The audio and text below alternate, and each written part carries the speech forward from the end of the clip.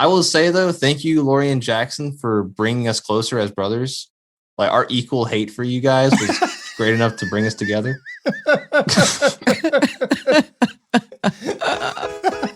It sounds bad to say now, but it's true. You're welcome, Avery. You're listening to the Nacho Kids Podcast, where we discuss all things step family related. Real stories, real people, real help. Your hosts are the creators of the Nacho Kids Method and the Nacho Kids Academy Step Family Coaching Team, Lori and David Sims. Hello, you. Hello back to you. How you doing? I'm excited. Why are you excited? I can't tell you. Okay. I could not think of a better guest to have on our 100th episode of the Nacho Kids Podcast. That's why I'm excited. Well, you said you couldn't tell me. I thought it was something else. I didn't tell you. You guessed it. Oh. Well, David, tell them who our guest is today. So our guest is Nacho Kid number 1. Dun, dun, dun, dun. Yep. My firstborn. The OG Nacho Kid. The one that actually, I would say, mastered nachoing before it was a thing. Yes. Because you'll hear in this interview with him, we talked to my oldest son about his viewpoints of going through the blend and all that. And we've talked to a couple of other my sons, 2 of the triplets. Well, this is Avery. Avery's about a year and a half older than them. And at one point in the interview, he makes a comment about, not remembering a lot of the problems that we were having, which is his way of saying, I just stayed out of all of it. I just completely just kept to myself, stayed in my room, did my thing. I nachoed everybody. Mm-hmm. What's funny to me is you and I still remember the hurt. Mm-hmm. I think sometimes more me than you, but we still remember the struggles. We still remember the pain. And we really thought that the kids would carry those same feelings. Yeah. And so far, none of them. No. I mean, they remember things at different times and at different levels, but none of them have the same feelings about it that we do. They weren't traumatized, is my point. They didn't have post-traumatic stepmom disorder. They didn't have, post-traumatic stepkid disorder? Yeah. Post-traumatic blending disorder. Yeah, they didn't. But it was very interesting hearing from Avery and how he doesn't really remember a lot of the struggles. He was the oldest, but there were certain key events in our life that I remember him having a terrible time with. And he's like, nah, it didn't really bother me none. Well, yeah, he remembers one of those times that you're talking about, but not to the same extent you do.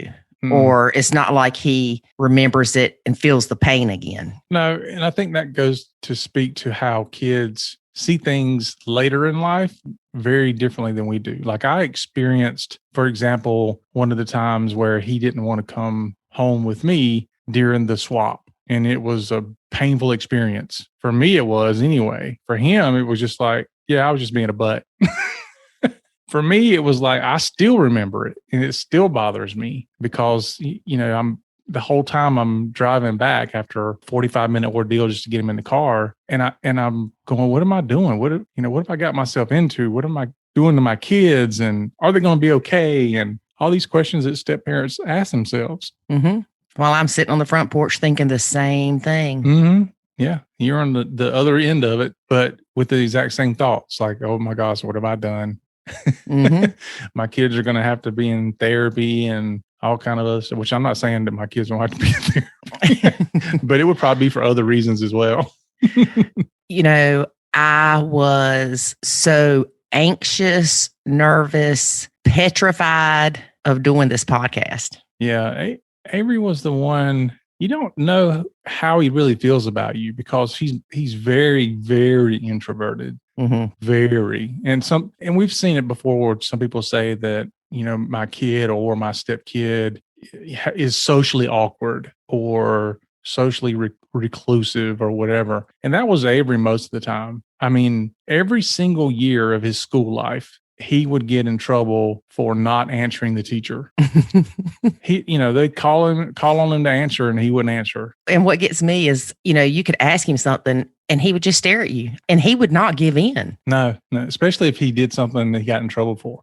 I never ever caught him in a lie, ever, but he would never incriminate himself either. Mm-hmm. Like he won't tell you he did it necessarily, but he won't tell you he didn't either. He's just going to just look at you.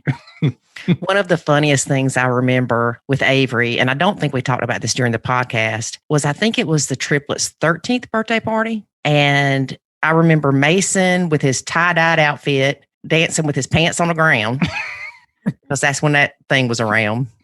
And Avery jumps in this lady's van that dropped her kids off. And he's like, I'm jacking your car. Yeah. And I still can remember laughing so hard at that because that was so out of character for Avery. And yet not, because once you know Avery, you realize that he does these completely random, crazy things, or he says just random, crazy things. And you're going to hear some of them. Yeah. And he's quick with them too. So I think he gets his quick wittedness from me. No, it's from me. Oh, okay.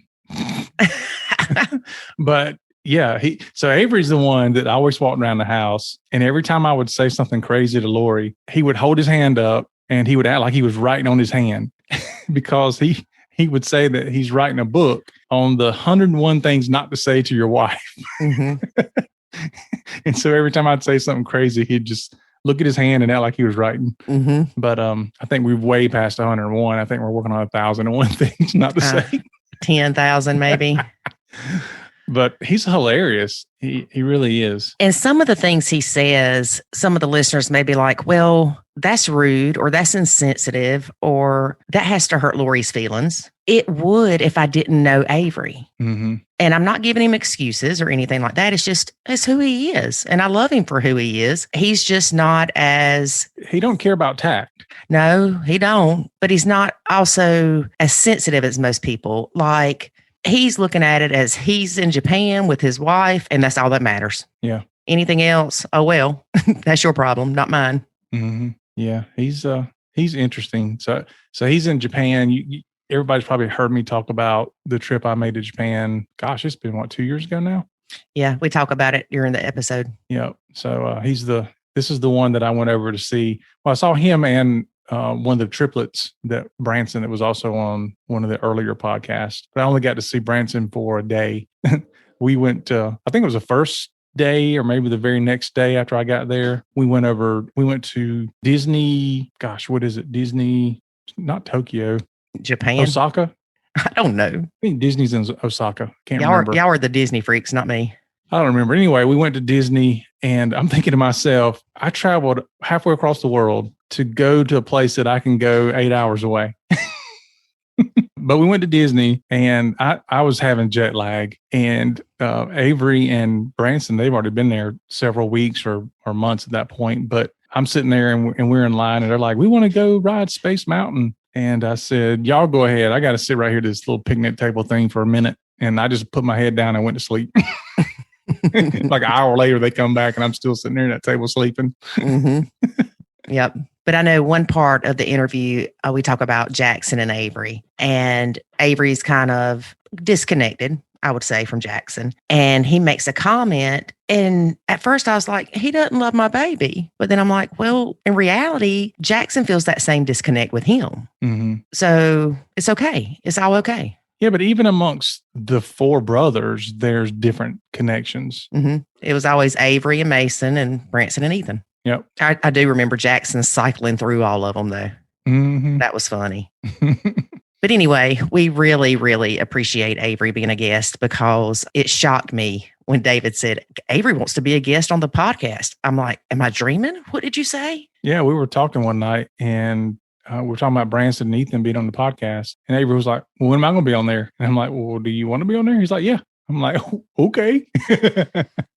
Holy moly. So yeah, that was a shocker. But I really am proud of Avery. He has grown and matured and turned into a fine young man, despite not having me parent him. Yeah.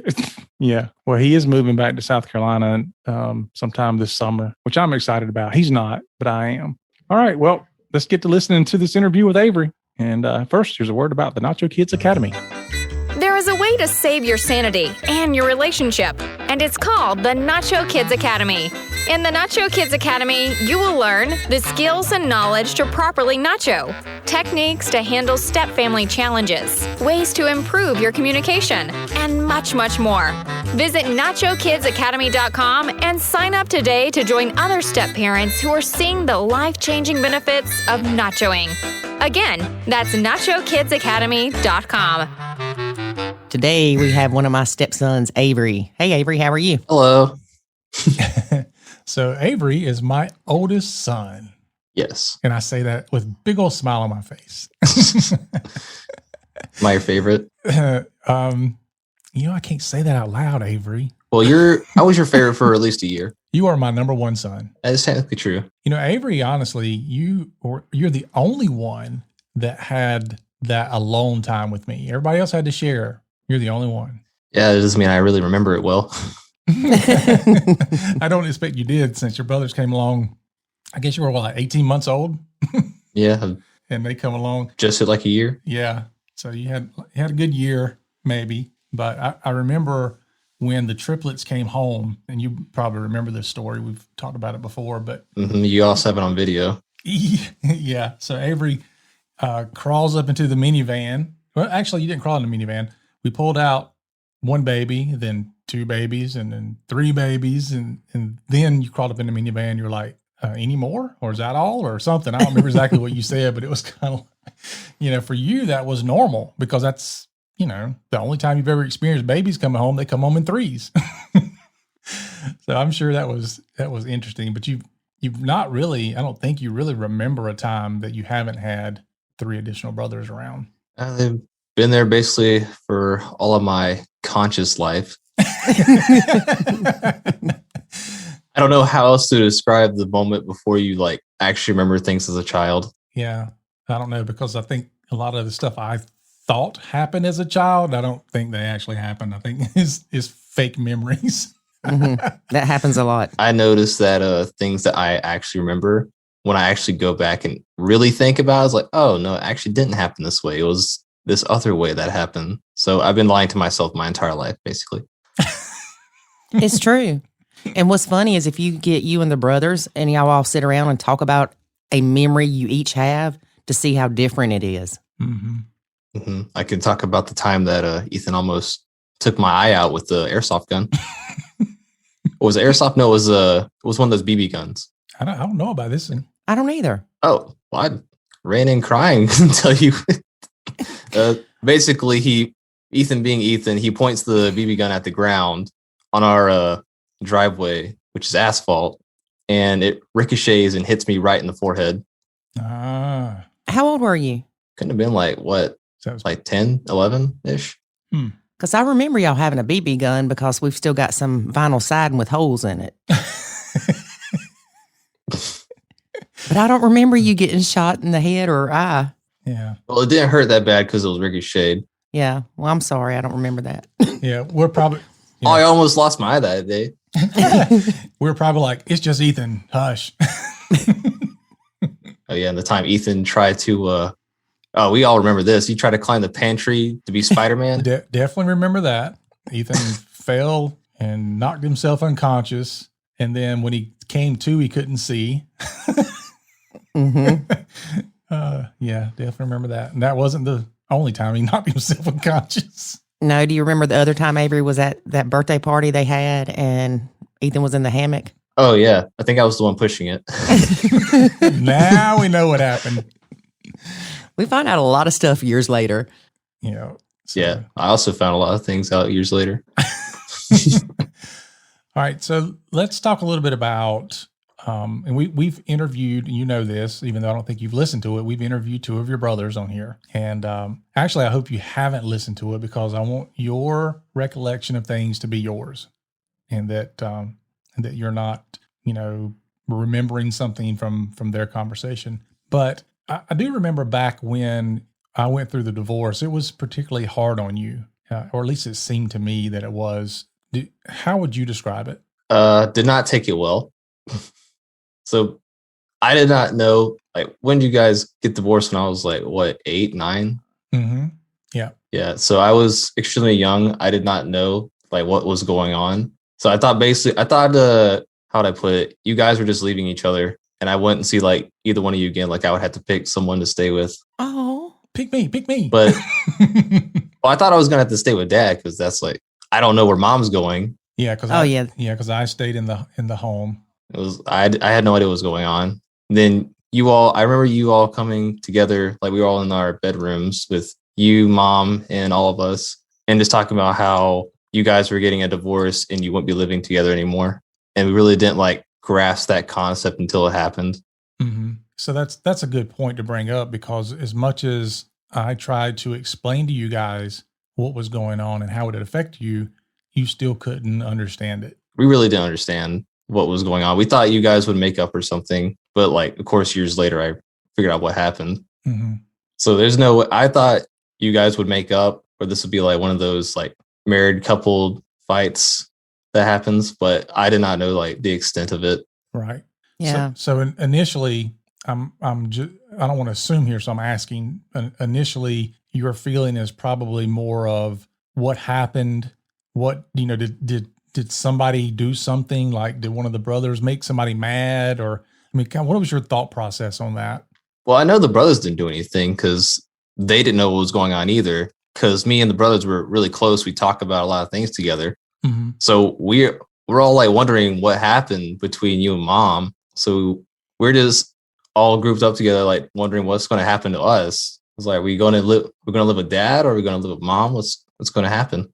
Right. Because I guess at that age, you didn't realize, or maybe your mom and dad didn't even tell you that y'all would go back and forth and your mom would stay in town.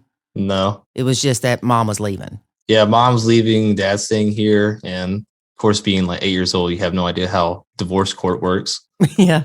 Well, I hope you never learn like through experience, but go ahead. Yeah, so it's just, we really had no idea how to react to it until we were actually living it. Mm-hmm. There's nothing to prepare you for it. Right. Yeah. I mean, you kind of have your entire world snatched out from under you. I mean, everything that you have as far as stability becomes very unstable. So once things had kind of progressed for a while, and you kind of figuring out there's some going back and forth, and we'll say this is pre-Lori. PL. Yeah. So once you've kind of starting to navigate this, does your feelings change at all, or you still kind of feel the same? I mean, I still hate that you guys got divorced, but I understand why. Because like divorce is not a good thing for the kids, really. Like the parents may sit there and be like, oh, it's the best thing for us. But for the kids, they may see it as like an absolute evil that they never want to go through. Mm-hmm. And I thought like the divorce was really hard on all of us. Like it was really hard the first couple of months, having to go back and forth between houses and not having that every other week schedule. Like it was a weird schedule where like we were at your house Monday, Tuesday, Wednesday. Then we always go to Mom's on Thursday, and then Friday we come back, and then the weekends was Mom's. It was a really weird schedule. I don't remember like specifics about it, but it was really complicated. And it changed throughout the years a little bit too. Yeah. Until we finally had a hissy fit about it, and then we were like, "Can we just do every week, please?" Because I was tired of like taking my PlayStation back and forth like every single day. Because that's what it felt like, didn't it? Yeah. Well, it was almost that. So initially, the schedule you're talking about, Avery, was your mom would get you guys every Thursday and then every other weekend. Mm-hmm. That's how it was when we got married. Yeah. So it was 1 week it was Thursday, and then the next week it was Thursday, Friday, Saturday, Sunday.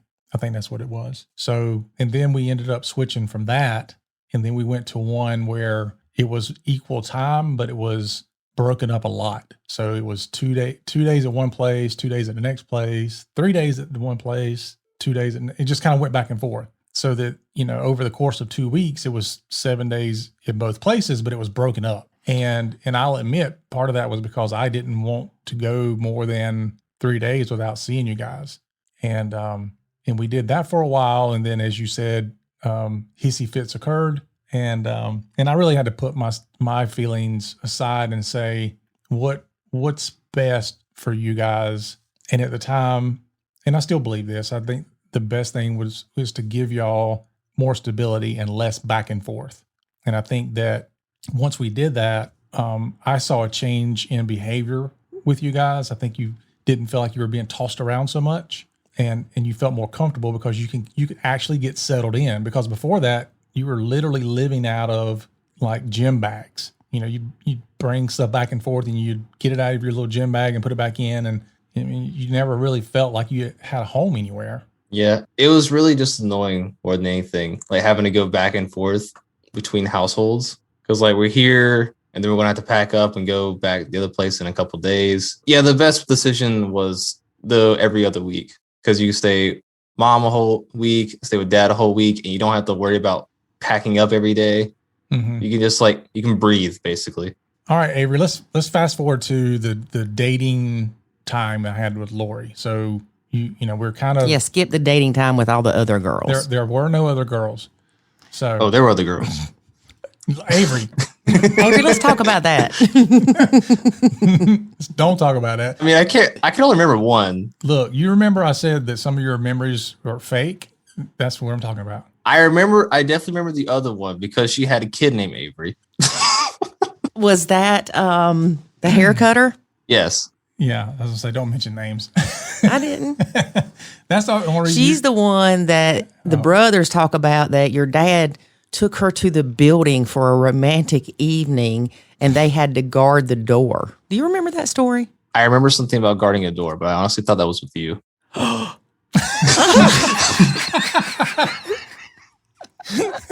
So you were the one in the building. No. I'm telling you, I don't know where that story came from. And now when I say something to Ethan about it, he's like laughs like, "Oh, we made that up." I'm like, I honestly thought it was like something. I think when I think back about it, I think it was like something completely innocent. You guys were just talking, but Ethan and Branson being them want to like guard the door. I don't know where it came from. I just thought it was crazy. Do you remember that time we got the bat in the house? Yes. Yes, actually. Do you remember us screaming, "Close the door, open the door, close the door, open the door"? I was upstairs when it all happened. So all I can remember is like a bunch of yelling. And then I walked downstairs to see what was going on. And then Dad's like, "Go back upstairs. There's a bat in the house." I'm like, "What?" And then I look up in the ceiling there's a bat flying around the house. Mm-hmm. So I don't know how you guys got it out because I went back upstairs. Well, we were screaming at Jackson and the brothers to close the doors downstairs because they kept coming out when we would say, "Open the door." Yeah, because I was trying to get Lori to open the front door so the bat could possibly fly out. So I would yell at her, "Open the door." And then the kids would open the door and I would turn around and go, "Close the door." And they would close the door. Then I'd say, "Open the door." And then they would open the door. I'm like, "Close the door." And I was like, "Good grief, this is not working." And, you know, and I think I was sitting on the couch. I didn't have a shirt on. And you took a blanket and put it on you. I know I saw this bat. The only thing I can think of was this bat latching onto me and biting me. So I, got this blanket over me. And then I ran into the bedroom and saw it fly between the cracks of the French doors. And I'm telling you, I saw his little eyes. Bats are adorable. Yeah, they are adorable. They are. Anyway. All right. So anyway, get back to the dating. So I'm dating Lori. How did you feel about the fact that, your dad's dating somebody and he's serious relationship? Because I remember talking to you guys about, the potential of marrying Lori and what you thought about it. And how did you feel about that? Well, at first it seemed like exciting. Like, yay, Dad's is going to get a new wife and all. And she got a kid. So we're going to have another brother. So first thoughts was, yay, cool, exciting. That's like the first thoughts before you like actually live with each other. Okay. All right. So then we get married and then that's when it all happens. And the two crazies move in, aka Lori and her son. Look at here. Now, I don't know if you remember the timelines, but it didn't like go crazy as soon as they moved in. It was a time frame. It was a year or so that things started kind of going downhill. So it wasn't like immediate, but it started that progression. Is that the way you remember it? Yeah. You remember it more being a progression or immediate? Yeah, it was a progression because I remember we all didn't like have any problems with Lori or Jackson the first time. Mm-hmm. The first time. the first like couple months or like year. But then like after that, when like the excitement or like the new people coming into the house like faded away, started like having problems. Mhm. Okay. So talk about it from your perspective. What did you see? What did you experience? What did you feel? Like the beginning, The problems. the problems. Mm-hmm. Well, it's become like a joke in our household, but he's 5.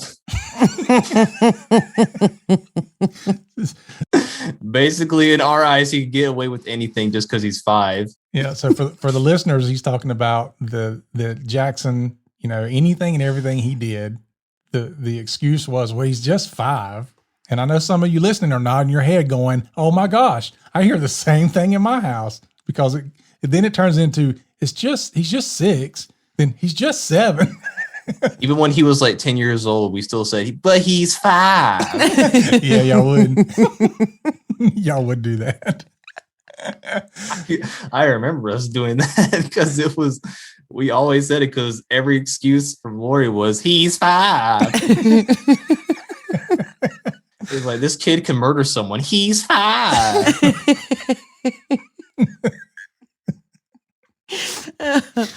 Okay. There is some truth in that. Yes, there is. All right. So what other problems did you see? Well, that's about like the main one, really. Just like Lori always favoring Jackson because obviously son and all. But it's just like we honestly felt like, well, if he can just do that, then what's the point of like getting along with him? Because if he says so, then it happened. So we thought like, oh, they're just going to take Jackson's word for it because he's the youngest and he's 5. So that's when we like started shunning Jackson for everything. Right. And I remember how it started too. So like I was on the computer in our room, like when we used to live downstairs. And so Jackson comes to the room and like gets on the back of the chair that I'm on, and he just falls, not from anyone. He just falls over and then he blames it on me. And then I get in trouble for it because Jackson said I did it. And everybody else, like Mason was there too. And he's like, I didn't see that at all.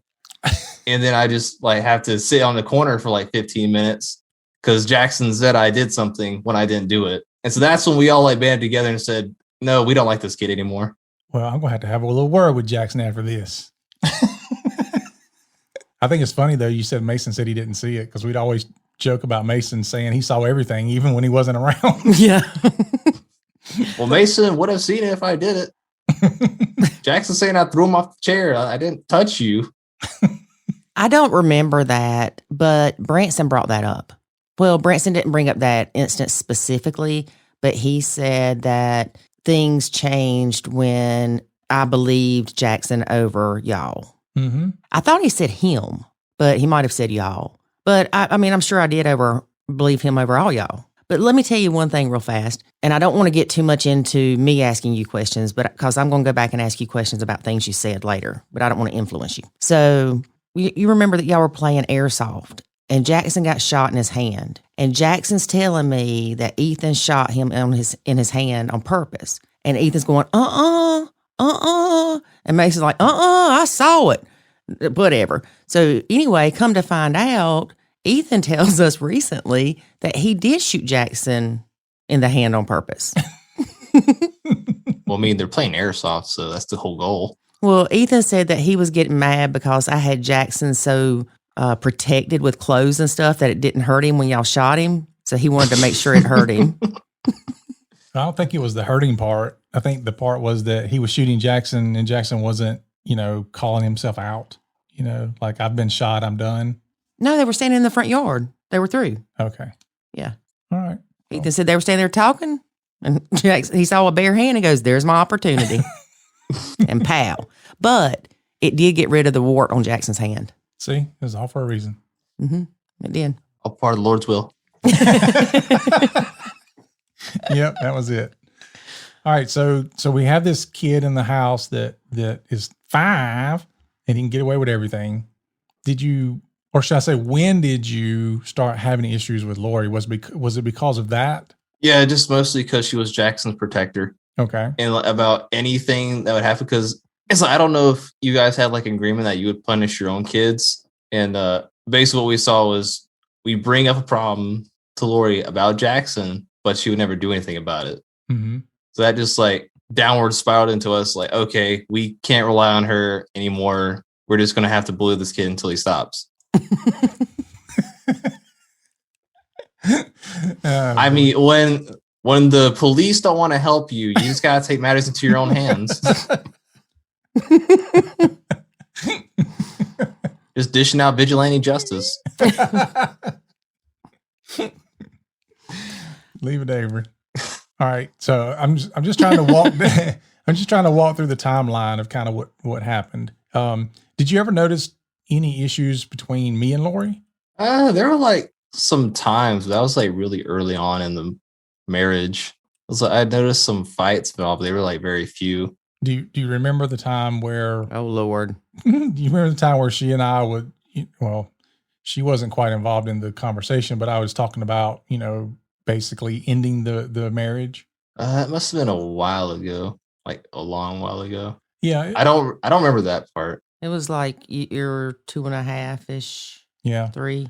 Well, see, Avery had for the listeners, because it's funny because if you go back and listen to Branson and Ethan's account of things, they remember some of this. But Avery was always more disconnected. Like he didn't really want to be involved in those conversations, or you kind of were doing your own thing. And I keep to myself. Yeah, you've always been that way. It's kind of like I'm over here, I'm doing my thing, I'm leaving everybody alone, leave me alone. And but he's watching and observing. Oh, he definitely watches and observes. But you would do that. You've always done that. Even in school, you've done that. You've always been the quiet kid that left everybody alone, wanted to be left alone. And, but you were always observing. Unless you were playing video games. Can't deny that. Yeah. And then you were observing the games then, of course, but just not. Yeah, my whole body and soul's in that game. That's right. I had been told that when I play, I like move my mouth like I'm speaking to myself. Mm-hmm. And like we were playing stuff at work, like when you have downtime, we were like playing Smash Brothers. And one of the guys pointed out, like, yeah, you're like moving your mouth when you play. I was like, yeah, I pray when I play. I pray for your death. David. So you don't remember any of that, which is good. Do you remember any of the conversations that I would have with you guys about Lori and Jackson, and kind of, I know things are bad, but let's understand where they're coming from. They had to move into a house and it's ours basically, and we're trying to make it theirs. And you remember any of those conversations? I remember having them, but I don't remember like specifics. Okay. Because you're thinking, I don't care. I don't like them. Yeah. And yeah, just kick them out already. Yeah, just be done with it. I don't know that it affected you as much as it did, like, for example, Branson. I remember Branson had like real issues. Yeah. I think Branson was like, she needs to go. He was the ringleader. And today it would not be quick enough. Branson really wanted Lori gone. Mm-hmm. Yep. I remember that. I think because Branson's like, even now he has like this high loyalty to people. So I think to see him and our mom are also really close. Like he loves family even now. So I think he was just like, it's like treason to him basically. Mm-hmm. Yeah. Or like someone's coming in here to try to replace our mom. Right. Mm-hmm. Now I remember one particular incident where we were doing the exchange. So Lori and I were married, but I was meeting your mom to pick up you and your brothers. And they all come and run and they jump in the car, and you would not get out of the car. Like it was, you would have thought I was abusing you or somebody was abusing you. You were like clinging to the door. Like I had to pull you away from the car. I don't mean to laugh.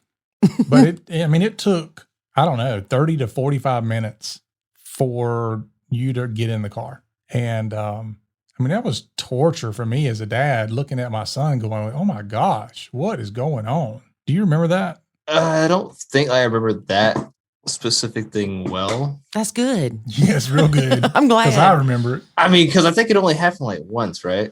But I remember just like not wanting to go back to your house just because of Lori and Jackson. Yeah.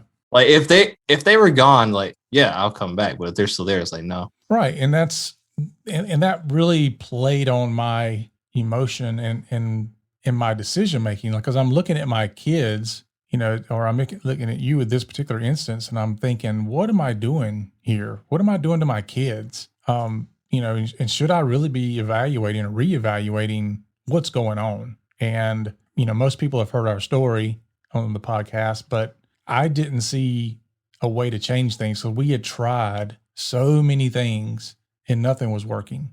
And then, to fast forward some, we finally stumbled across what's now known as the Nacho Kids method. And that's when we started looking at how could Lori step back and not be so involved in things. And, I could step up more as the primary parent and do things for you guys. And I think that's when we started seeing a lot more success. Do you remember when things started getting better? Not like a specific point, because it's like we're so young, but I think it just comes with like maturity of like, you just get to a certain age where it's like you start to negotiate better instead of just like crying about it. So it was like, as long as you leave us alone, we're fine.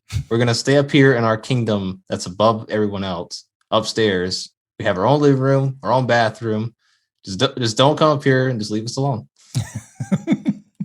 Right. I mean, it's initially that's really what it was all about. It was what we call nachoing or disengaging, which is kind of the initial step. And it doesn't solve the problems, but it relieves the pressure. And you're kind of basically saying that, when Lori wasn't as involved with everything, then it relieved the pressure of everybody in the house. Would that be accurate? Yeah, I will say it's probably like best to have each parent with their own kids. Because if, like, let's say it's like when Lori came over, it felt like she was like getting too involved, where she was like trying to replace our mom. Us being us, we love our mom. Mm-hmm. So it's like, no, you're not our mom, so stop trying. Right. Even telling you to brush your teeth. Yeah, anything. Yeah. Yeah, because you saw that as more of a parent thing. You don't have friends walk up to you and tell you to brush your teeth. Probably. So it's kind of... I don't know. Good friends will tell you to walk up and brush your teeth. Walk up and brush your teeth. Well, on the brushing teeth, I do have a beautiful, loving wife that tells me to brush my teeth every night. Oh, she still has to remind you, Avery. No, I'm going in there like to brush my teeth now. And she telling me while I'm brushing my teeth to brush my teeth. She cares. She just tells me because she can. Because she can. Because I couldn't. Now it's coming back to you. So, when I would tell you to brush your teeth, I was telling you because I was helping your dad, but it didn't come across to y'all that way. No, it comes across as you trying to be our mom. It does. we don't really. It doesn't really come across as you helping dad at all, because it's like, why doesn't dad just come in here and do it? Because we're just kids. We don't know what he's doing. Right. Like, we don't know how busy he is. We don't understand the concept of like work, and we really didn't know what was going on at the time. So like, knows like, hey, why doesn't dad just tell us himself instead of you? Right. Yeah. I remember one time Lori wanted me to get you guys to do something. I don't remember what it was, but I do recall going upstairs and saying, for example, let's say it's making up the bed. I went upstairs and I was like, y'all need to get these beds made up. And I think it might have been Ethan or Branson. It wasn't you, but one of you were like, that came from Lori. That didn't come from you. But do you recall anything like that where you felt like this wasn't really coming from me? It was just me saying what Lori wanted me to say to get you to do something. Not specifically. Can't really remember anything like that. I know probably Branson and Ethan do. But my thought was like, if dad says something, then yeah, I do it because I don't want to get beat like a dog. Like I beat you like a dog. Yeah, I've been put in many headlocks by you, so that's just playing. I never did. Oh yeah, sure. That's just horseplay. Yeah, Tickle Monster comes with those steps. You don't want anything to do with them. Yep. So you remember when we played Monster? Oh yes, and we always throw Jackson to him. I think the whole neighborhood knows that. The whole neighborhood. We got like at least a good 100 feet between us and the next house. Yeah, but y'all were loud. So Lori has talked about this. Well, yeah, it's because you're in the same house. She's talked about this game before, but explain the game. Explain the game of Monster? Yes. Mm-hmm. Yes. Okay. So you get everyone. Dad's obviously the monster because who can overthrow dad? So, and we all are trying to run from him, and we cut off all the lights in the house and basically have to just go through the whole house until dad shows up and just try to survive. Objective is to survive. That's it. If you get caught, then you're on your own. Yeah. You remember when you got called, I would drag the person to the end of the hall. Mm-hmm. And then you guys would try to come and fight for him to get him back. Unless it was Jackson. Yeah, we threw Jackson like he was bait. But I remember more than once where I would have somebody in the hallway and you guys would come running down the hall and you would be flailing trying to get this person back, not realizing that you're beating the person beside you. The person I'm holding, you're like just nailing them. I'm like, and they're like, stop, you're hitting me. But it was funny because I would do things like, all the lights were off. So sometimes I would even just lay on the couch and you guys would like walk right past me. I know one time one of you jumped up on the couch and I was on it. It's a great team building exercise. Actually, it was. And, but we would do that. And of course, whenever I jumped out, I was like, y'all would take off running. And this is usually when Jackson got hurt. When you hear the classic, and we all run upstairs. That's another one. Yeah, that is. When we heard that, we all just ran because we didn't know who was getting in trouble. Not Jackson. No, because he was 5. Yeah. That was basically just the alarm bell to say, all right, fun's over. Yeah, anytime you heard, they were gone by the end of the first. Yeah, good times. Mm-hmm.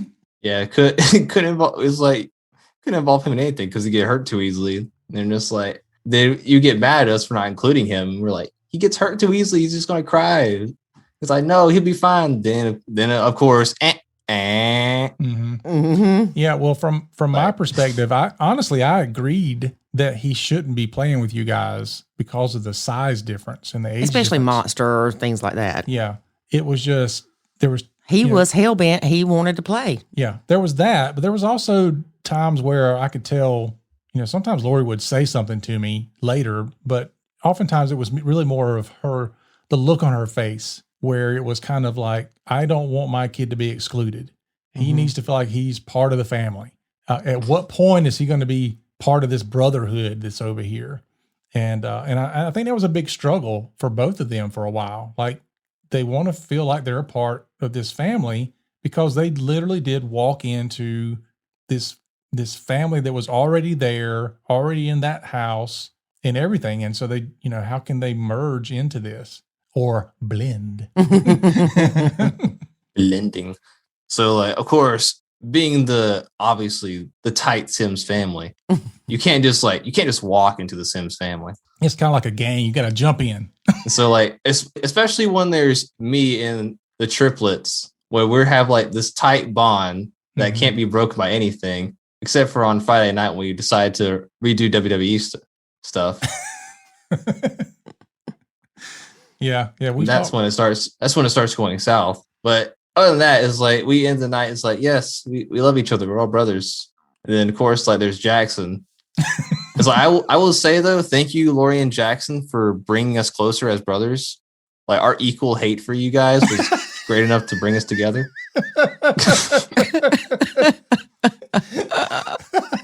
It sounds bad to say now, but it's true.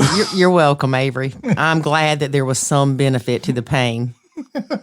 It's like, you wouldn't work with this person otherwise, but over time, you guys have a greater enemy to deal with.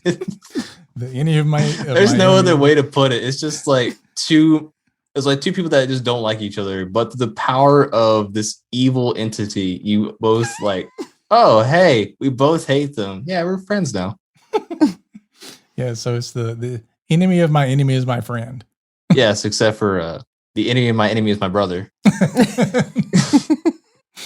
Oh, that's funny. That is funny. So, okay, we'll fast forward some to I don't know. Let's fast forward to the point where you've moved out and you've joined the military. Well, wait a minute. Okay, let's go back. Let's go back. Did at any point before you moved out, your hatred for me and Jackson decrease any? Of course, I had like that factor. Like, it's like just, but after like turn 18, I really didn't care at that point. I was going to the military. I had a car, had a job. I didn't have time to hate anyone anymore. You had your focus on other things. Yeah, I was basically like becoming an adult, and I was about to move out, join military, and it's just like I don't care anymore. I'm about to be gone. It's not my problem anymore. Not your problem. Well, I'm thinking back, and it's so hard with time frames, but you were 10 when we got married. No, you were 11. You had just turned 11, right? You got married in the summer, right? We got married in 2009, October. So 2009, you would have just been, turned 11. Okay. I keep saying y'all were 9, 9, 9, and 10 when we got married, but no, I've messed that up for years now. So Lying to yourself. Yeah. So you were 11, and then you were probably 14, I guess, when my relationship with the brothers started changing because I had been nachoing for about a year, or about that time frame, maybe closer to 15. So do you remember things changing in the house where things were better? Yeah, I would say this about like a whole entire like year after you started nachoing would be a good time frame to say. Yeah, but also it's like everyone's getting more older, more mature to like just leave each other alone. Yeah. Mm-hmm. Well, I think we had to get over the hurdles. And I think that the year, I'm going to call it the year break, was a time that we all needed to heal from all the crap that we had went through together. And then after that, I slowly started re-engaging with y'all. Not as much you, though, because you were more reclusive than the brothers. You know, we would see you maybe eat, and that was about it. He comes out of his shell to eat and goes back. I mean, you were more, like you said, away from everything more than the brothers were. Yep. Yeah. Do you ever remember a time where you're looking at it and you're thinking, well, I wish she'd be gone, but my dad loves her and you know, they get along good together. And so, you know, I guess I understand why they're fighting so hard to stay together. Yeah, but I think that was more around the time of like junior year of high school. Mm-hmm. Where it's just like, she's not leaving, so I guess there's nothing I can really do about it. She ain't going anywhere. We might as well get used to it. And I'm like 2 years away from leaving home, so just stay here, I guess. Right. Be like, dang it. She ain't gone yet. She ain't going nowhere. Yeah. Well, I do wonder how you feel about putting so much effort into keeping a marriage going, because, you know, I talked to you guys a lot about, I really wanted to impart upon you guys how important relationships and people in relationships were, that just because you hit bad spots doesn't mean you throw that person or that relationship out. You remember any of that? Mm-hmm. Yeah, over like our entire being raised. Well, it's because, you know, I mean, you know, now it's because your dad didn't want you to think that marriages were toss away. And so he just wanted to make sure that y'all understood how important marriages really were, disposable. I remember when your mom and I got divorced, I remember reading a lot of stuff about divorce. And I remember one of the things I read said that when you get divorced, they've tracked it back to where that divorce can basically ripple down for like 4 generations. And I just remember reading that going, oh my gosh. I mean, this decision that I've had to make to do this it drives the likelihood of my kids having to go through this up tremendously. And so I went way out of my way to try to defend against that. And I really felt like I had an uphill battle the entire time trying to fix something that may or may not even have been broken, because I just didn't want you guys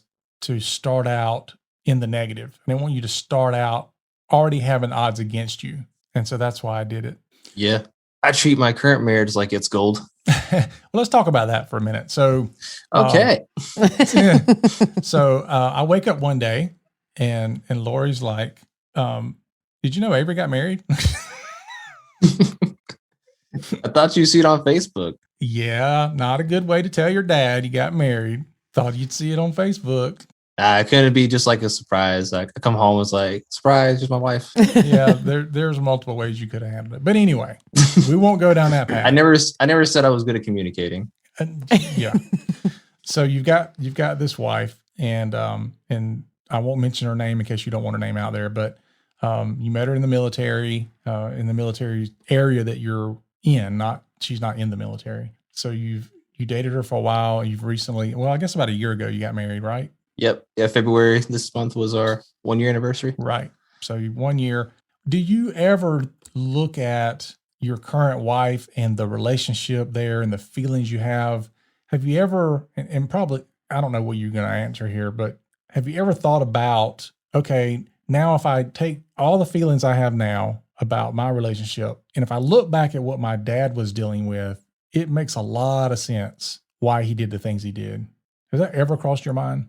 For like what aspect of it? Just the fact that you got somebody there that you care so much about that you don't want them to go anywhere. You want to fix the issues that might be there. You want to keep that person. Yeah, I can see it, but it's a lot easier for me because I don't have kids right now. Right. And so I feel like it's a whole lot easier when you don't have kids involved because there's no like other commitments you have to make. Mm-hmm.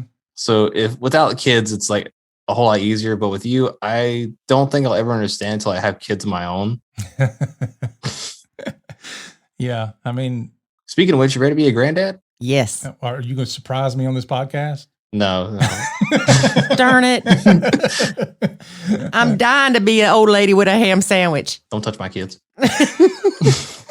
Okay, so let's go into the kid thing. All right, here's one thing that's sometimes crosses people's mind, and it crosses ours from time to time. But you do the best you can. You being me, I do the best I can with this whole blending thing, and it went to crap, and then we fixed it. But there's always a lot of hurts and pains and damage, and you never know how people are going to react down the road. So when you have your own kid, there'll be other challenges that we still have to face as a blended family, because now you have to make decisions about, how do you feel about your kid being around Lori as a stepmom or step grandma, step grandma, your stepmom, but step grandma. Or how do you have to maneuver now with potentially, me and Lori and then your mom and her side of the family being in the same place for certain events, whereas, we haven't had to do that in a long time. And so those are the types of blending challenges that will come with a grandkid. Have you thought about those?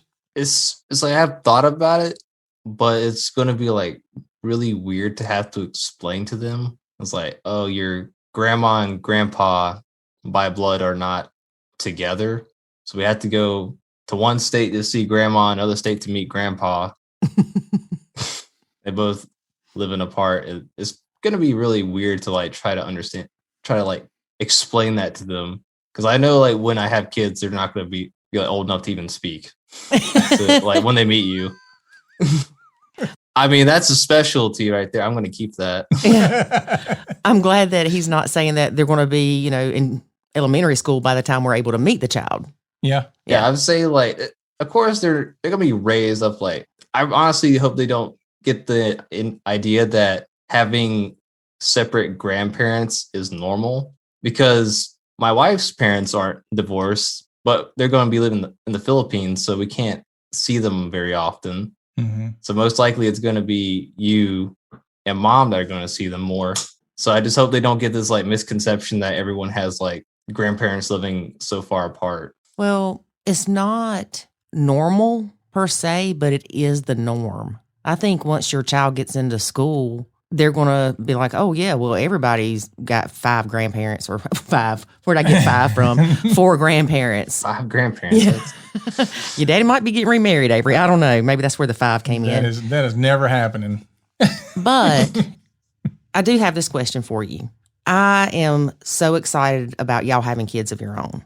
Are you going to let me be the old lady with the ham sandwich? I mean, you're kind of born for that role. I mean, as long as you can make a decent ham sandwich for my little babies, then sure. Thank you, Avery. So what she really wants to know in layman's terms is, are you going to bring the kid around her, and can she hold it? Can I babysit? I guess as long as dad's around. You gotta need supervision. Okay. You might want to make sure that's the other way. Remember what your dad used to let y'all do? Ethan knocking himself out so many times. Yeah, look how he turned out. It's great. Look, I was like an amusement park in and of myself. You were. So I've got videos of the kids like turning flips over, over my head. They would line up over and over and over and over again, or I'd put them in a blanket and spin them around. And I mean, I was good. I was a good dad. Yeah, the best. There you go. None better. Until, of course, I become a dad, then I'm the best dad. Then you'll be the best. Yeah. You'll be the best granddad. Absolutely. And I'll be the best old lady with a ham sandwich. All right. So the old lady ham sandwich. They're like, what is she talking about? So I went to Japan. Avery's stationed in Japan. So I went to Japan 2 years ago now. Has it been that long? Yeah. Yeah. It has. Yep. So I went to Japan, and Avery and I hung out for 2 weeks. And we went to Tokyo and Osaka and Kyoto. And the haunted house thing in the middle of the woods in the middle of nowhere with the owl. That was worth it. Totally worth it. So we ran around Japan for 2 weeks while Avery was on leave. And I mean, I had a blast. I still talk about that trip all the time. Did you talk about the time you get lost in subways? Yes. I didn't hear about that, I remember Avery. the one time I looked up and I'm like, where did Avery go? Like, yeah, I knew where I was going, but Dad was completely lost. I went down these stairs to go to the subway. I thought Dad was right behind me. I turn around, he's not there. Like, oh Lord, I lost Dad in Tokyo. Yeah, because it's you see the places where you're walking along the sidewalk and all of a sudden the subway's down. Yeah. Well, he goes down and apparently I went straight. And he's still on the sidewalk. Yeah, I mean, and we're in Tokyo. Tokyo's like New York City on crack, because I think we were close to that Shibuya crossing, which is the busiest cross. No, we were in Shinjuku, from what I remember. Okay, so we're in Shinjuku, and I think is that where the robot restaurant was? Yes. Okay, and the Godzilla theater. Yeah. Okay, so we're again super busy place, and I'm looking up and I'm like, he's gone. I'm looking around everywhere trying to find him because I'm in Japan, so I'm taller than everybody else. So I'm looking everywhere and I'm like, I can't find him. And I just stopped. And I'm like, eventually I hope he'll come back. And, I'm trying to call him on the phone and all that. But he finally realizes I'm not behind him anymore. And he comes back up. I'm like, Dad! Where'd you go? Don't leave me in Japan. I wonder if at that time Avery realized that you were not with him, if he had almost that panic that parents have when they turn around and their kid's not there, because he's used to being in that foreign country. You're not. Well, the interesting thing is I didn't panic. Like, I didn't go. Well, we know that, David. Avery, did you have any concern just for a second? Like, oh no. I mean, that's Dad. He can handle himself. Never mind. Take care of myself. It's a grown man. If you left old lady with the ham sandwich, you better be scared. All right, yeah. So we haven't got to that part yet. Oh, yeah. All right, so I'm in Japan, running around with Avery. At some point, I get on the phone with Lori, and we're talking. And I don't even know how we got on the topic, but we were talking about. It's because Lori's about to die for her stepkids to have babies. I remember what it was. I think we were talking about the ring. Avery and I were having a conversation about buying a wedding ring. And somehow I got on the conversation with Lori about it. And then Lori immediately jumps to the whole, have a baby thing because she's about to die to have a baby or a puppy.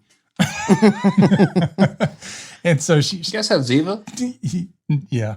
Yeah. So she asked Lori asked Avery, when you have a baby, please don't have the baby call me Granny, and Avery's like, I mean, not even thinking about it. Avery's like, oh, he's going to call you old lady with a ham sandwich.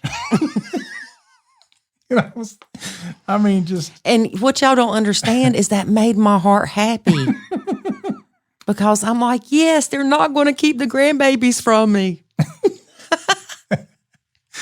Yep, that is correct. So she's, I'm happy with the old lady with a ham sandwich. Yeah, she is so ready for you guys to bring a little baby over so she can play with it. So about the lore for the old lady with the ham sandwich. Mm-hmm. So like where I got that from may just shock you. Oh, goodness. I may not want to know. No, it's completely TBY7. Okay. Because that's what kind of show it's from. So basically, you know how like I can remember a lot of things that aren't important. It's like even right now, my entire work center is like, man, you can like quote an episode from SpongeBob verbatim. So that's where I got it from SpongeBob on an episode where he's trying to get his driver's license. Mrs. Puff gets kicked out of the boating school because she sucks at teaching SpongeBob. And that shark guy comes in and he makes them like go around this obstacle course blindfolded. And one of the obstacles is an old lady with a ham sandwich. I remember that. That's where I got it from. So you're an obstacle on the obstacle course. Well, I don't remember the old lady with the ham sandwich in that SpongeBob episode, but I do remember that episode. I do. Because the boat got cut in half. Maybe. I don't remember like all of it. Yeah. But I remember old lady with the ham sandwich. Did they say that in the episode? Yes. SpongeBob says that in the episode. Oh, I got to get that. I'll be downloading that. That's crazy. So as we wrap up, though, Avery, I want to ask you a couple questions. One being, if you could give advice to other step parents, what would you say? I'm probably not the person to take advice from, but I was the kid in that. So I would just say be open with your kids and just discipline your own kids and like just let them. So let the steps be with the steps and let the naturals be with the naturals. I don't know how to word that properly. Right. It's just stay with your own kids and just because like the kids obviously don't want to be with the other family. So like, if you try to force it together, it's not going to really work. Well, but see, here's what I find interesting is that my treating Jackson differently than y'all bothered y'all, but as you're older, you're saying to keep the family separate. You know, your dad and I often talk to people in the Nacho Kids Academy and stuff where they'll say, but I feel like we're not a family. And we're like, you're actually like three families. You have the bios and the steps, and then you have the blend kind of. They overlap, even though they're still separated, if that makes sense. It's like you can't really force them to like each other. So there's like, how do I say this? You can't make your own kids like someone. So like if you bring someone else to the house and you say that, oh, they're going to be living with us forever, then they're not going to be like immediately, oh, that's great, we're going to be a happy family. Because that's just wishful thinking. It has to come naturally. Yes, it does. And of course, when your kids are young, they're going to be like bratty about it. So it comes with time. Mm-hmm.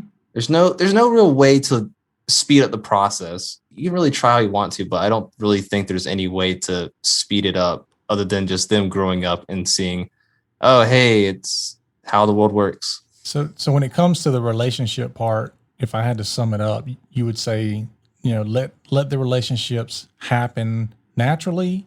Don't force them and kind of let the kid determine the speed of that. Yes, because it's like forcing them to do something they don't want to do is just going to be bad for everyone.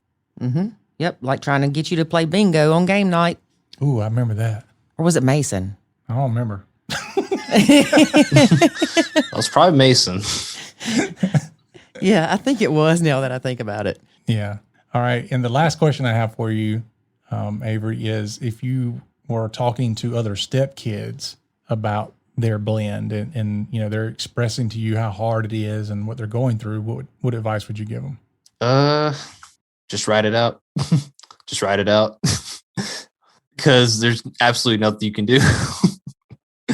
If they're like, it has to be something specific. Like if they're saying they're having a hard time getting along with their like step brother or sisters, I just be like, just give you two space. Don't try to like bug each other. Just live in the same house. You don't have to be the family that your parents want you to be. Because at the end of the day, it's more like your house just becomes a high school where you have this person you never met before. Just you see them every day. And so just because you live in the same house doesn't mean you're going to like them. Right.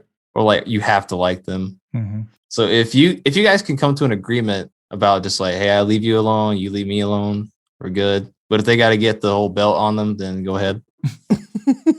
Well, it's funny that you say that the house is like a high school because that's what it felt like when I moved in with all y'all. We're like a daycare. And just or because zoo. Yeah, a zoo. I often refer to it as the zoo. But what you're saying, I agree with 100%. I know you're not a stepmom. I know you're not a mom. I know you're not a female. But what do you think about the expectations put on a stepmom to love her stepkids like her own?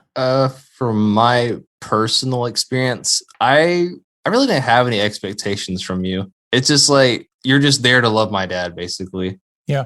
Darn, I could have met those. Well, I screwed that up.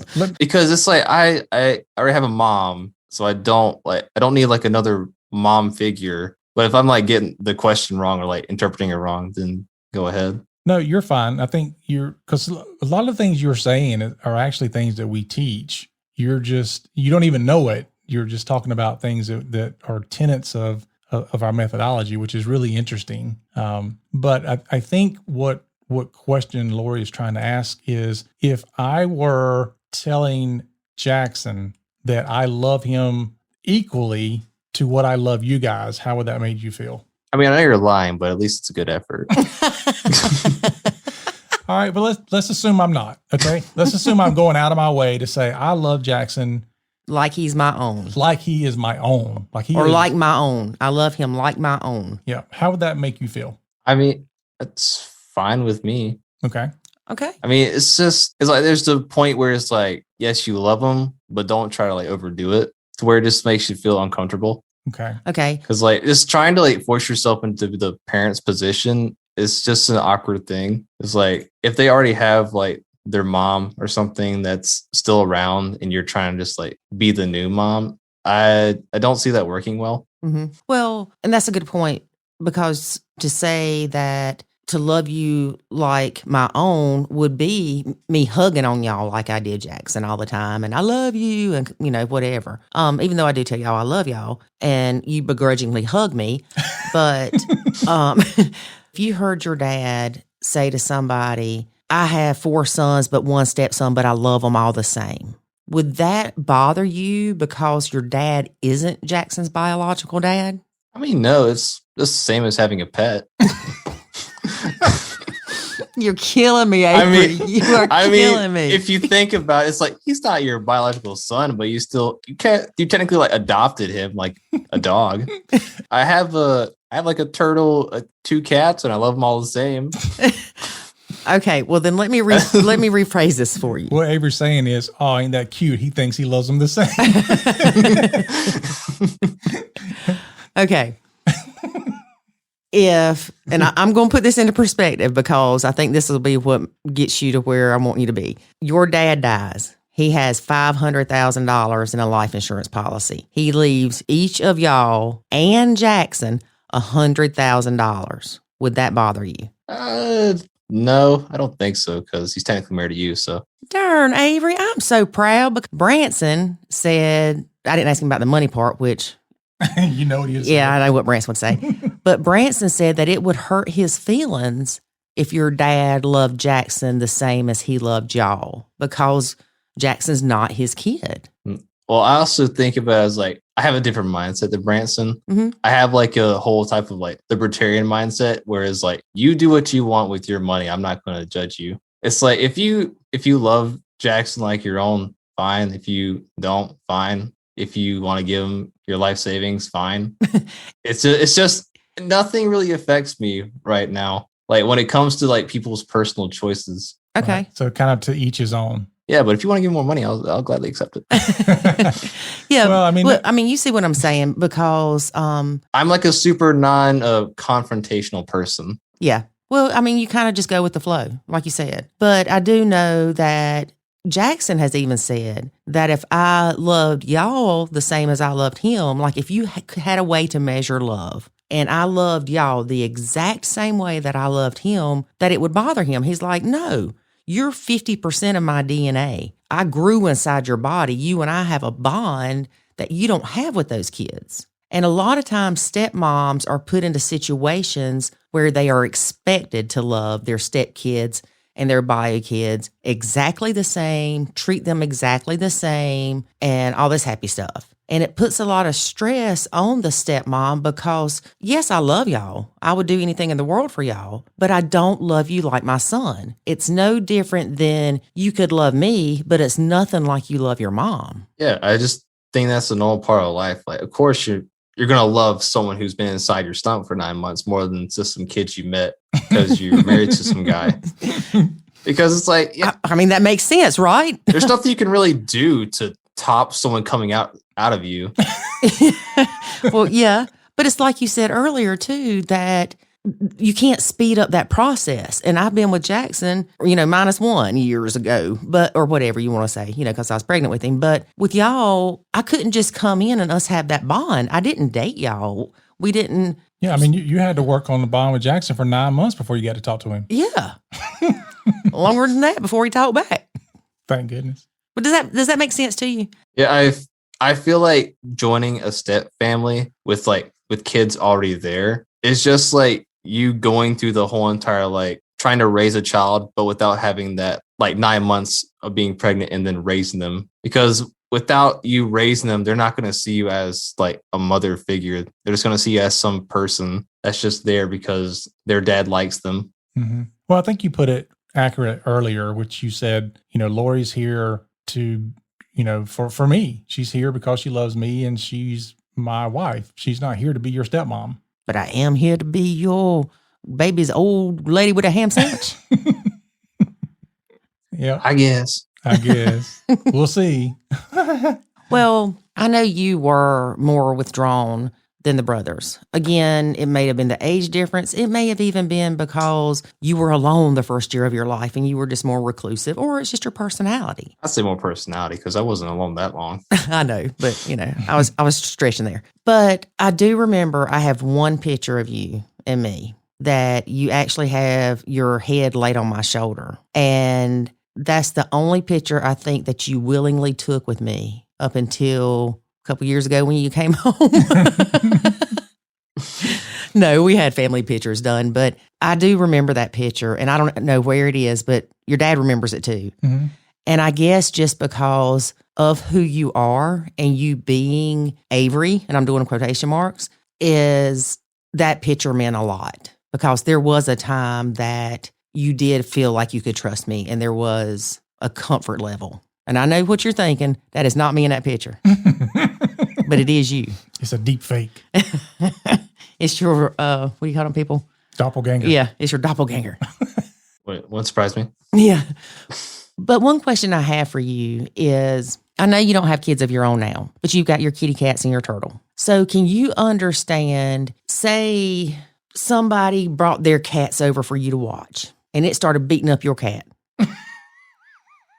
That cat's dying. Exactly. Then yeah, that's cats. I know. I mean, yeah. But if I were to say if I were had my kids at home and someone brought their kids over for me to babysit and that kid started beating up my kid, yeah, that kid's dying. But you see what I'm saying? Or can you understand that I was protective of Jackson? And he was only 5. He's only 5. He's still only 5. He's 5. Does that sound familiar? Yes. Yes, Yes, I can remember that. So Mama Bear kicked in, and of course, nobody wants to think their child lies to them. And what's even worse is when David's standing there saying, I never said that. And Jackson's going, yes, he did. And you're like, okay, I don't want to call my kid a liar. I don't want to call my husband a liar. What do you do? Call them both a liar. And it was the same thing with y'all, is I didn't want to call anybody a liar. And naturally, Mama Bear protects the baby cub. And he's 5.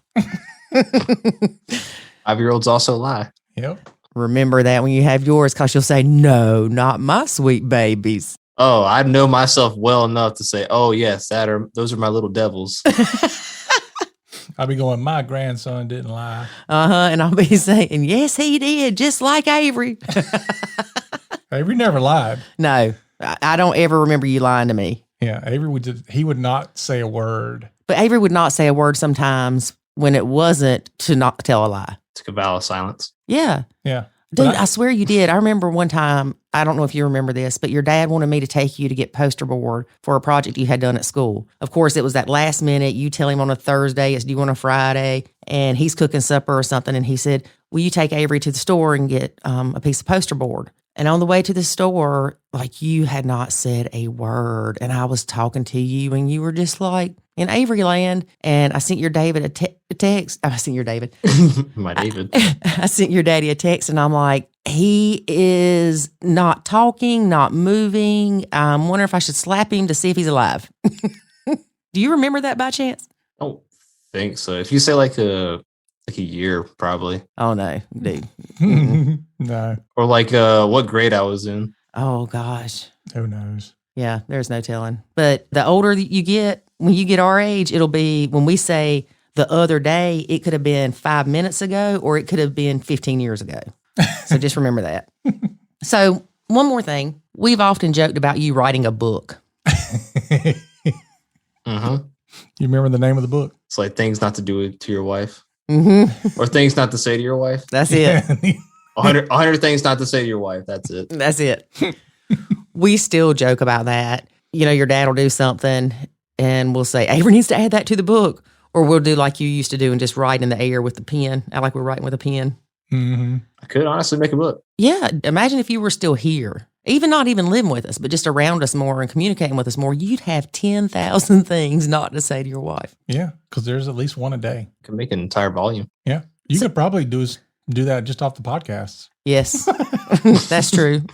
So are you taking those things to heed with your wife? She wants to know, are you a button pusher, Avery? Oh yes. Yes. But she is too. Oh, We both are. Is she? Oh, I love her already. We both annoy each other, but it's all good because at the end of the day, we love each other. Oh, honey, that sounds like us. Look, don't think you're not a button pusher. No, but he said that they annoy each other, but at the end of the day, they love each other. I know. I said, that's like us. I know, darling. Oh. See, I love your wife already because she's a button pusher. I'm so glad I raised more button pushers. The world needs more button pushers. No, I'm not even talking about this. Avery, your father has taught my son how to be an expert button pusher. Oh, he's good. And they gang up together and push the button together. They're a team. Oh, we're good. The red button or the blue button? Oh, Both at the same time. yeah. Mm-hmm. Mm-hmm. Especially when your dad wants me to clean up because he knows it'll make me mad and I get all this energy that has to come out because I want to kill somebody. And so I start cleaning. So he'll push buttons on purpose. Now you know why I do it so often. Mm-hmm. Mm-hmm. Mm-hmm. So Avery, why do you push people's buttons? See how they react. See? I just want to see what happens. I'm a simple man. But you're smart enough to know that certain things you do are going to have specific reactions. Yes. And it's worth it. Worth it. She can't wrap her mind around why button pushers think what they think. I can't because it's mean. It's not mean. It's out of love. It's not.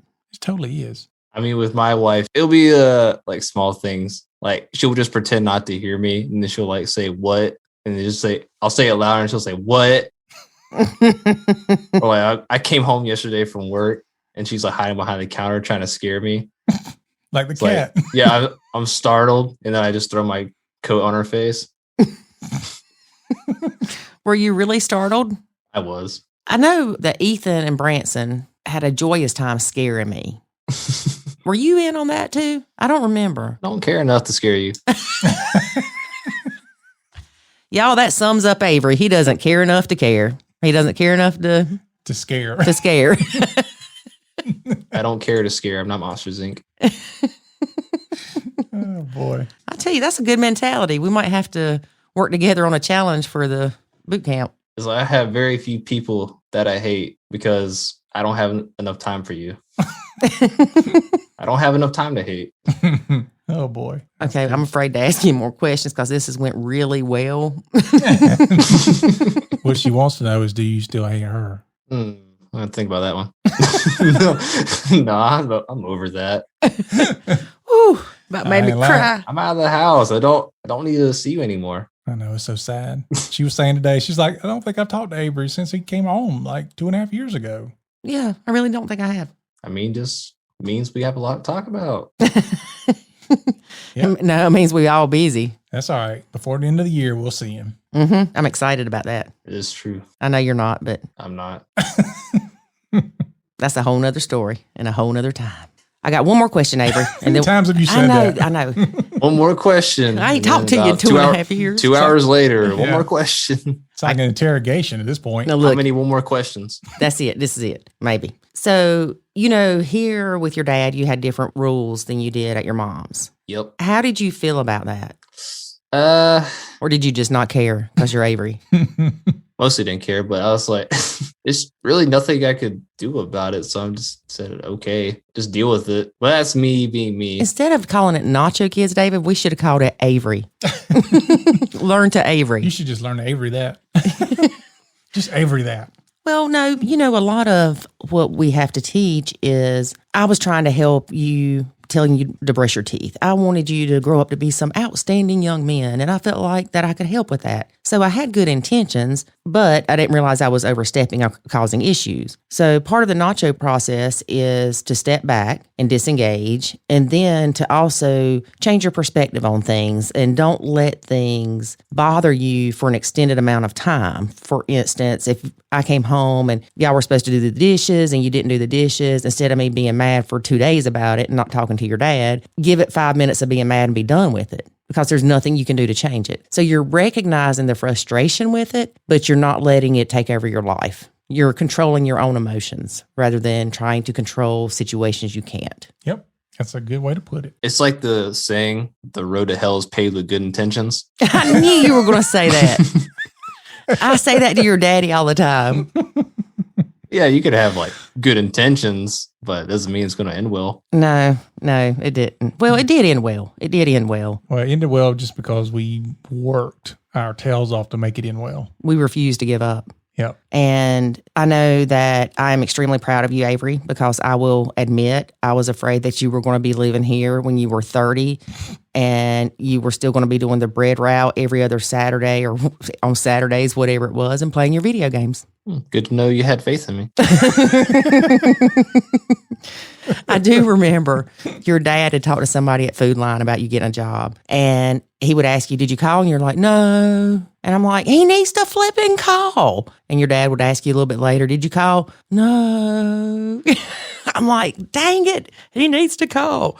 And it's like, once I learned more with the Nacho, it's like, why was I so worried about you calling Food Line to see if you could get a job? Because what it represented to me was if you didn't call Food Line, you were going to end up living here till you were 30 or 40 or 50, playing games and working on the bread route every Saturday.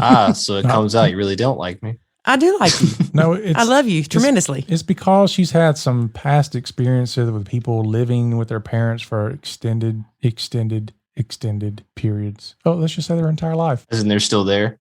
Exactly.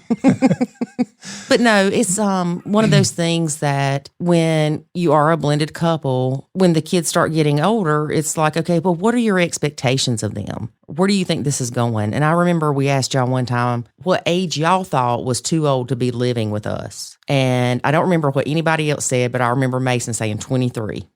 And I remember thinking, sounds good. That's a really good age. I mean, because the world's not the same as it was when I was 18 or your dad was 18. Used to, you could have a full-time job or even a part-time job, making minimum wage and still afford an apartment. You can't do that now because the cost of things have just gone up. So you really need to stay as long as you can in the home and save money, but still have ambition and drive and goals, or do like y'all did and join the Air Force or the military. Yep. Yeah.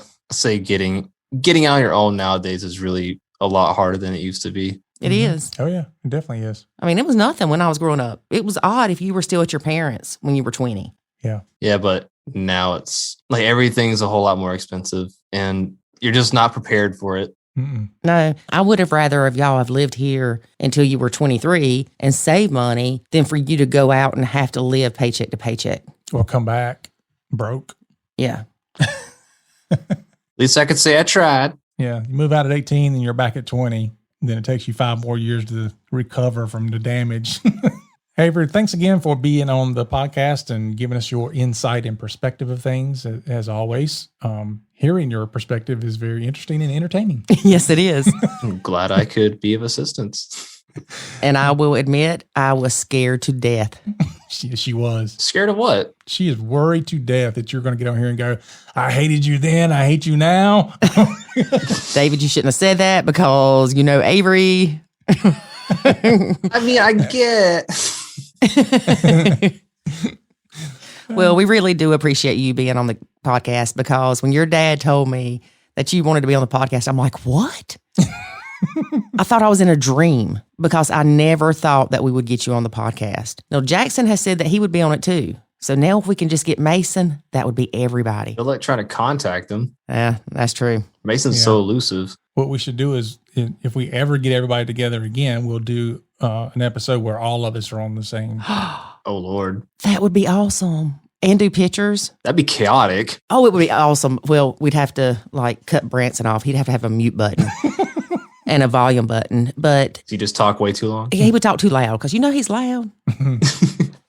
You remember the pumpkin hunting? How could I forget pumpkin hunting? There you go. Actually, what was more entertaining was what we did after the pumpkin hunt. Yes, it was. I'm not even talking about like shooting the pumpkin. I'm talking about taking the pieces of the pumpkins and just getting the go-karts and just throwing them at each other. I remember that time I went airborne going over that pumpkin in the go-kart, and the brakes went out and almost hit that tree. It was in my robe. Imagine that. Good times, good times. Well, I'll keep talking forever. You know that. So wrap it up, David. All right, Avery, thanks again. And we will be talking soon whenever you get back to South Carolina. Well, you better talk to him before then. Oh, I'm sure I will, but Nah. All right, buddy. Talk to you later. Yep, see ya. That really was fun. Yep, it was. I miss Avery and his sense of humor. Do you really? Yeah. See, I didn't think you'd miss any of my kids. You know better than that. There towards the end, after I had re-engaged, I started missing them when they went back to their moms. Yeah, that's true.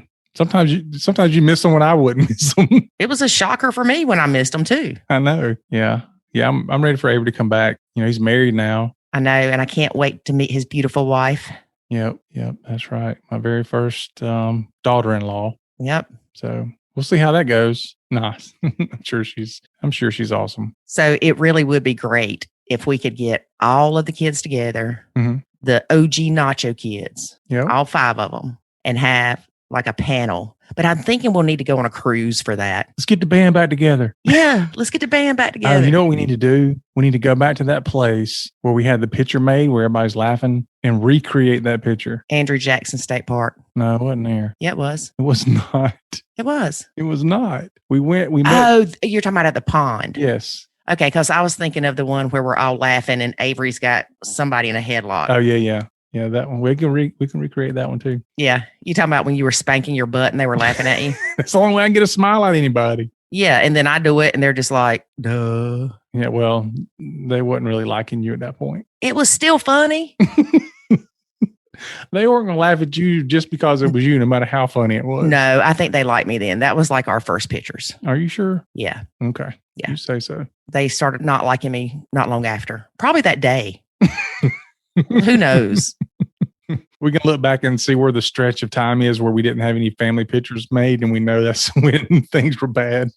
Yeah. But anyway, David, we do have an announcement to make. Okay. I have been working on something that got delayed, but it's now back in the works, and it's called the Stepmom View. All right. What is that all about? It is all about 5 stepmom experts, including myself, answering the most challenging step family questions. So you have a panel of 5 people. 5 awesome people. All right. And so that you're going to throw the same question at all 5 people. Yeah. That's good. So you get 5 completely different points of view from 5 different experts all at one time. Wow. Yes. Sounds pretty cool. Very exciting. So we'll tell you more about that next week. All right. All right, David. Do your thing. Time to wrap us up.